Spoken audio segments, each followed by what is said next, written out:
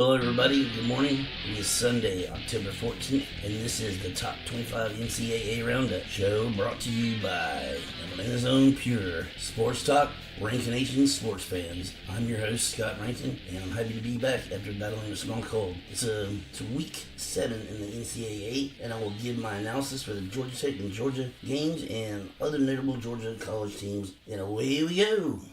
Alright everybody, Georgia and Georgia Tech played today. Georgia Tech had the early game at 12:30, facing Duke at Grant Field, Bobby Dodd Stadium in downtown Atlanta, which first half was pretty good. I'll take this. They only scored 7 points though, and it looked like maybe we could pull the one out.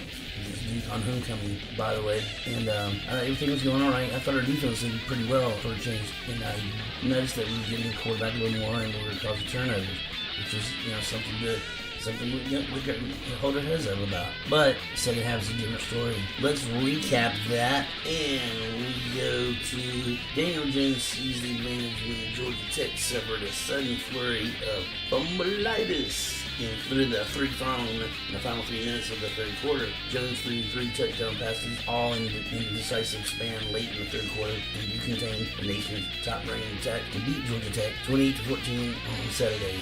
Deplorable quarter by Georgia Tech. My optimism is turning to pessimism real quick for this team. I don't see anything about them that I like really, except for a few guys that I like. One is the backup quarterback, Oliver. I've been rooting for it. I've been trying to lobby for him to become the starting quarterback.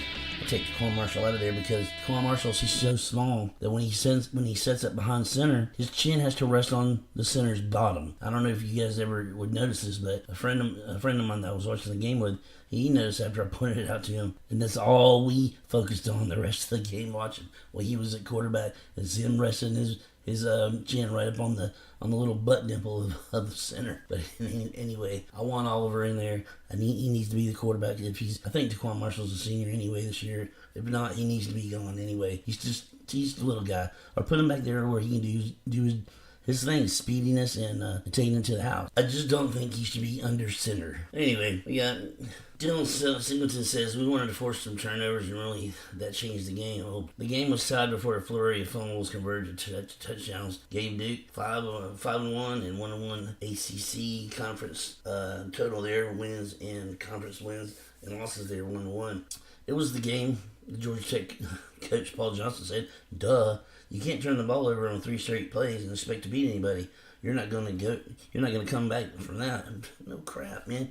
Paul Johnson, give some great analysis on something else. How about that? Your team sucks this year. The Yellow Jackets were held to 229 yards rushing, 144 below their nation-leading average. Deion Jackson ran for 98 yards, including a 12-yard touchdown run to cap Duke's opening drive. Jones' 48-yard scoring pass to T.J. Raming followed the first of Georgia Tech's rapid-fire lost fumbles. This one by running back Jerry Howard. Officials ruled Howard down before the fumble, but the call was overturned in video review. The fumble was forced by Axel Nyemwe and recovered by Chris Rumpf II. Only 3 seconds after Ryan's CD catch, Georgia Tech quarterback Taquan Marshall's fumble was recovered by Duke's Twazanga Mugala. And the turnover set up Jones' 1-yard scoring pass to Davis Koppenhaver. On following kickoff, Joanna Thomas lost the ball when hit by Mateo Durant. Brandon Hill recovered at the Georgia Tech 6. Jones' scoring pass to Jonathan Lee gave Duke a 28-7 lead. Oh, man, then I just turned the TV off. I couldn't watch anymore. I couldn't sit there and listen, but this is a quote by David Cutcliffe. "It's how we play our best, to blend defense, the kicking game, and offense." Well, that's what you're supposed to do. That's a great analogy too, David Cutcliffe. He said that was a storm. It wasn't a blend. Georgia Tech lost 3 of 6 fumbles. 6 fumbles they lost. I mean, they do that every game. It seems like Howard said, "I'm not sure what happened, but that's unacceptable. We're going to fix it as a team." Well, you're gonna have to do something, or you might not be playing anymore. Georgia Tech's only first half touchdown, a 32-yard pass from Marshall to Malachi Carter, and set up by Lamont Simmons' interception. Jones was pressured and appeared to be trying to just throw the ball away. Howard's two-yard scoring run midway through the fourth quarter cut Duke's lead to 28-14. He led Georgia Tech with 62 yards rushing. Marshall had 16 carries for only 41 yards before leaving the game in the fourth with an apparent shoulder injury. It was sore and we didn't want to put him back in, Johnson said. Duh, I didn't want you to put him in, period. Duke, the Blue Devils had an impressive answer to their first loss of the season to Virginia Tech on September 29th. Duke, third in the ACC in scoring, defense, and fifth in total defense, contained Georgia Tech's spread option attack. Aside from this poor first half pass that was intercepted, Jones avoided mistakes and capitalized when the Yellow Jackets suffered their 7-3 sudden spree of turnovers. Georgia Tech, on the other hand, two-game offensive surge against Bowling Green and Louisville now looks like a blip on the Yellow Jackets' schedule. The offense was held to no more than 21 points in ACC losses to Pittsburgh and Clemson, and again was underwhelming against Duke. The Yellow Jackets again will be playing to save their season when they play the next two games on the road against Virginia Tech and North Carolina. All right, up next we have the Georgia Bulldogs. They went over to Baton Rouge to play the LSU Tigers. LSU is currently ranked 13th in the nation, and the Georgia Bulldogs are currently ranked 2 in the nation as the matchup begins. But in the end, Georgia goes down to LSU 36-16. Joe Burrow passed for 200 yards and had 2 short touchdown runs. LSU's defense staggered Georgia's normally prolific offense, and the 13th ranked Tigers beat the number 2 Georgia Bulldogs 36-16 yesterday afternoon. 5 fourth-down decisions by Orgeron, the coach of the LSU Tigers, influenced the result. LSU converted all 4 times it ran an offensive play on 4th and short, sustaining 3 drives that produced a total of 13 points. We were going to be as aggressive as we can. We were going to take shots and go for it and play to win the game the whole time, the burly Orgeron said in his trademark raspy voice. We were going for it as hard as we could today. We were throwing it out the kitchen sink, man. We were giving them everything we had. In another instance, Orgeron called timeout and elected to punt on 4th and 2, and the offense initially remained on the field. That decision pinned Georgia at its 4, and Christian Fulton's interception of Jake Fromm's pass shortly afterwards set up another Cole Tracy's 5 field goals. He knows what he's doing. People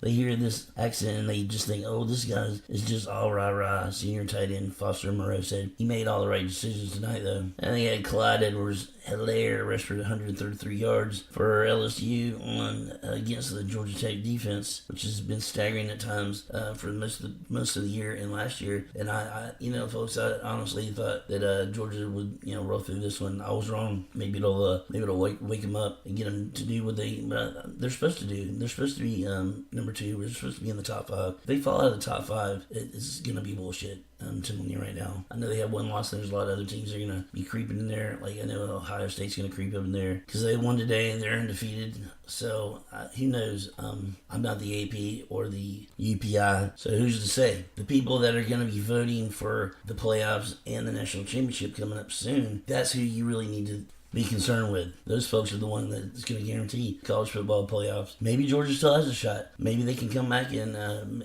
hopefully they can. Maybe they'll play LSU in the SEC championship game again, or same scenario last year when we got beat by Auburn, and then we go into the SEC championship game and blister Auburn, and we switch places, ultimately kicking Auburn out of the playoff and putting us in, to which we went to the national championship game and barely lost in overtime. But those are the breaks. I don't know, Georgia. I got more recap on that, fellas, if you want to hear it. See, Fromm had by far his worst game of the season, completing 16 of 34 passes for 209 yards, 1 touchdown, and 2 interceptions. He said after the game that LSU's defense presented him with pre-snap formations he had not seen when he studied this season's LSU games. They did a good job with some third down crazy stuff, some one-hit wonder stuff, but we just kind of got ourselves in a mess with a 3rd and longs, Fromm said. I don't know. We made some plays. I think they made more plays. We just really couldn't string them all together. No crap. LSU defense registered 3 sacks, and the combination of pressure and coverage seemed to get Georgia's offense out of sync, with a number of passes sailed to no one. We were just a different group of DBs, Wilton said. That's our game plan, to be physical with them at the line. You could tell the timing was off. Well, behind from the beginning,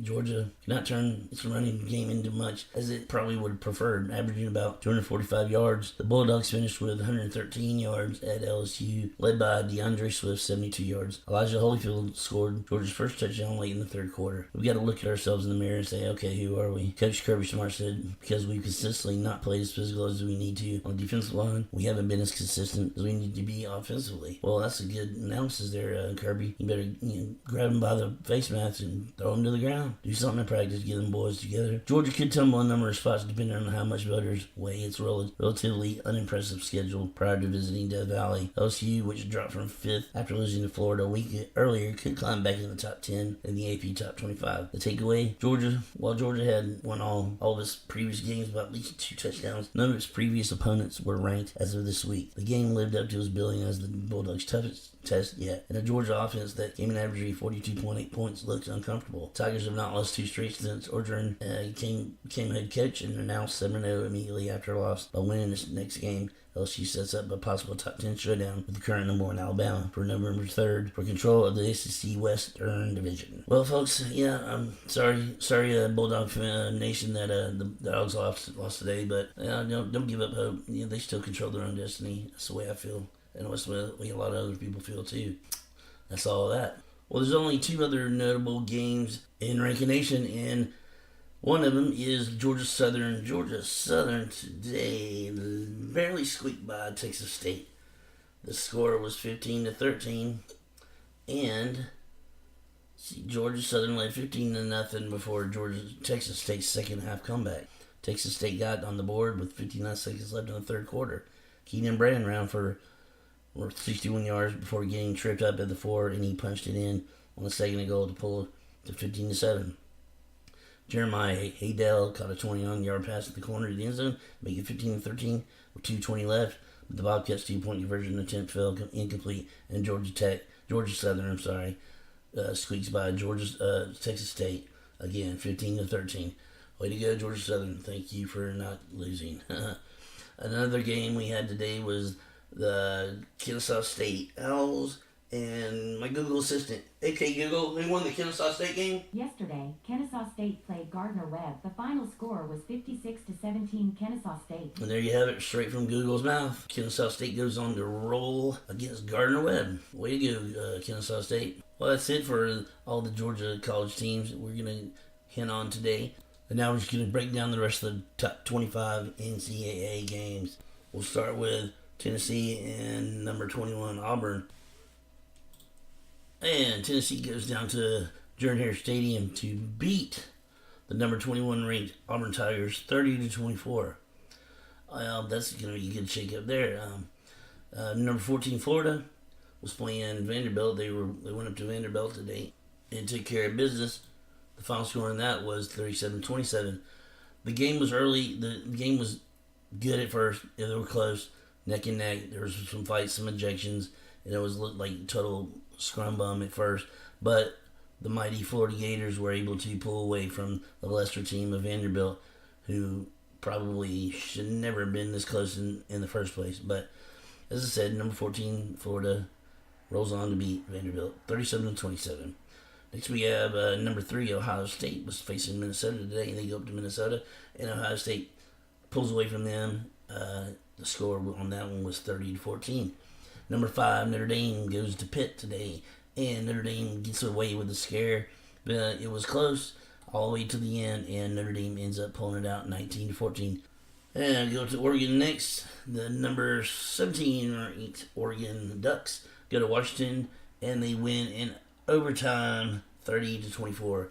They beat the number 7 ranked Washington Huskies today, and that's going to be a little shake-up in the top 10 right there, along with the LSU Georgia's turnout, which LSU defeated the number 2 ranked Georgia Bulldogs, as previously stated in this cast, 36-16. So there's going to be some shakeups in the top 25, in the top 5 at least. And Michigan State goes on to roll over Penn State, which was number 8. Number 8 Penn State today, 21-17, and that was unranked Michigan State. So I know Penn State will probably fall to 15 or higher than that. Number 1 Alabama goes on to do what number 1 teams do. They beat Missouri today, 39-10. Number 12 Michigan beat Wisconsin. Number 15 Wisconsin, 38-13. And USC, they're not ranked. They go up against number 19 Colorado, and they beat Colorado. So Colorado is probably going to be knocked out of the top 25. And I know this for sure. Another unbeaten team this year, the Central Florida, they won today. I don't know the score, but it's not here in any of the notes or anything, so they're not really concerned about it, which I don't know why. I mean, that's part of the top 25, isn't it? Okay, we got UFC moves its winning streak to 19 games. The defending Color Matrix champions had their first real test of the 2018 season with on the road against Memphis. And the Knights nearly saw their 18-game winning streak come to an end. However, UCF came back from a 30-14 deficit in the third quarter to win 31-30 in a thriller. So there you have it. UCF was number 10, so they're gonna probably move up some. I don't know. UCF, they're UCF. Who knows? Who knows? They're a small school. They might let them jump up into the top 10, up to maybe 7 or 6, but I doubt it. They're probably gonna remain at 10, maybe 9. That's about it on that one. Now we have the West Virginia, actually the number 6 West Virginia Mountaineers. They take on Iowa State today, and they were defeated. That's the number 6 team in the nation, so they went down. So there's all kinds of havoc that went on in the top 10 today and the rest of the top 25. We had the number 9 Texas Longhorns. They ended up winning a good close game today. The final score in that today was 23-17 over Baylor. Texas Longhorns are now 6-1, and they will probably be heading up in the standings with a win over Baylor. So we can say Texas did what they were supposed to do, as a number 9 team in the country would do, by beating Baylor today. Good job, guys. We have a couple more teams to cover, the top 25, and one of them is in our own ACC football action, and the Virginia Cavaliers take on the Miami Hurricanes. The Miami Hurricanes come up to Charlottesville to take on the alma mater of Thomas Jefferson, and the alma mater of Thomas Jefferson beat the Miami Hurricanes 16-13 today. Yes, you heard it right. They beat them 16-13. So, very good, Mark Richt. There's everybody. Don't be surprised. This is one of Mark Richt's defeats in the year that put him out of contention. So, see what you get in Miami. Where our Georgia's trash is your treasure. I don't think so. Georgia's trash is your trash too. So there's the lightning on that one. The end of that final score again is 16-13 Virginia. Two more games remaining. We have the South Florida Bulls, I think, but they were called, the ones that beat Georgia Tech earlier this year. The number 23 ranked, as I say again, the number 23 ranked South Florida Bulls beat Tulsa today, 25-24, and South Florida remains unbeaten. So, all you people that doubted, that think Georgia Tech got run over by a lesser team, no, they're in the top 25 again this year, fellas. So, take that. Take that, Georgia Tech. So the other Georgia Tech's nemesis from earlier this year is unbeaten again. They're 6-0 with a win over Tulsa, 25-24. Last but not least, we have Texas A&M Aggies going up against the South Carolina Gamecocks, and the Aggies go on to defeat South Carolina in South Carolina today, 26-23. Texas A&M is 5-2, and that brings South Carolina to 3-3. So that about wraps it up for the top 25 in college football. So, don't forget to listen later on this morning to my NFL picks for week 5 in the NFL. And we'll go over a little bit of the injuries and what I think about the Falcons and their chances of beating Tampa Bay today, which hopefully will be a good one. Anyway, we'll see you later, folks. Thanks for tuning in, and God bless all of you, and thanks for listening. And don't forget to tune in to Atlanta's Pure Sports Talk, Rankination Sportsfans.com. Goodbye, everybody.